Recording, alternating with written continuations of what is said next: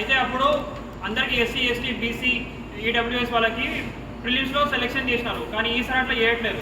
Open cut off తీసుకొని ఆ open cut ఆఫ్లో నుంచి ఎస్సీ ఎస్టీ బీసీలకు సెలెక్షన్ చేస్తామంటారు. అట్లా అంటే మనకి రిజర్వేషన్స్ ఎందుకు? వాళ్ళ ఓపెన్లోనే రిజర్వేషన్స్ ఇస్తామనంటే ఎస్సీ ఎస్టీ వాళ్ళకి లాభం లేదు కదా, నష్టపోతున్నారు కదా. సో ఇదే మాట మీద మేము వారం రోజుల నుంచి ప్రతి మినిస్టర్ని కలుస్తున్నాం కాంగ్రెస్ గవర్నమెంట్లో.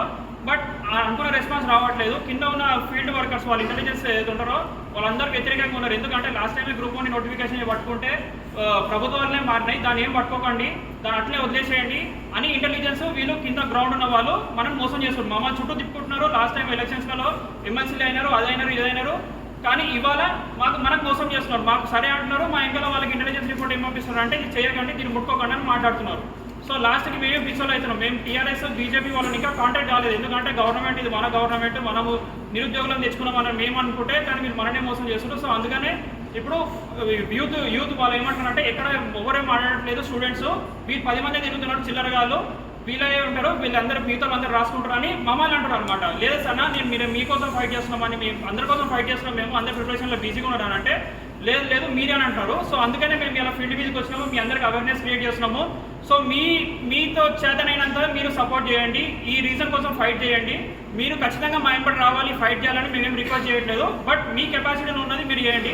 మేము లీవ్లు పెట్టుకొని జీతాలు లాస్ పెట్టుకొని మేము కూడా 2 సంవత్సరాలు వెయిట్ చేసుకొని మేము కూడా చాలా సాక్రిఫైస్ చేసినాము. మేము కూడా మీలా కోసం చదువుకోవాలని ఇంట్లో మాకు కూడా ఉన్నది. బట్ స్టిల్ మేము అందరం ఫైట్ చేస్తున్నాం. ఎందుకంటే ఫస్ట్ టైం నోటిఫికేషన్ వచ్చింది, మళ్ళీ నోటిఫికేషన్ ఎప్పుడు వస్తుందో తెలియదు.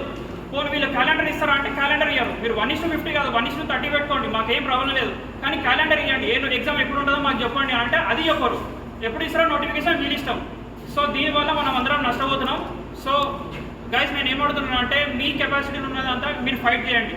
మాకు 1:50 కాదు 1:100 కావాలి. 1:100 ఇస్తే SC ST BC economically backward section వాళ్ళందరూ గ్రూప్ 1 మెయిన్స్ రాసుకునే అవకాశం వస్తుంది. పాస్ అయ్యి ఇప్పుడు 1:50 ఉన్నాడు ఖచ్చితంగా కెపాసిటీ ఉన్నాడు ఖచ్చితంగా పాస్ అవుతాడు.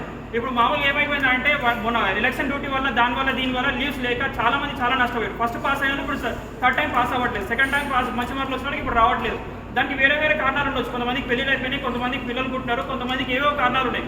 అయితే మేము అడుగుతున్నాం అంటే first time 2nd time 3rd time pass అయిన అందరికీ 1:100 తీసుకుంటే అందరు కవర్ అవుతారు, అందరు రాసుకుంటారు, అందరికి ఒక సమాన అవకాశం వస్తుంది.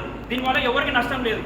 సో టీఎస్పీఎస్సీ చైర్మన్ కూడా మీరే చేస్తున్నారు, ఇది గ్రౌండ్లో రియాలిటీలో స్ప్రెడ్ కావట్లేదు అంటున్నారు. సో అందుకని మీ అందరి కోసం అవేర్నెస్ క్రియేట్ చేద్దామని వచ్చినాము.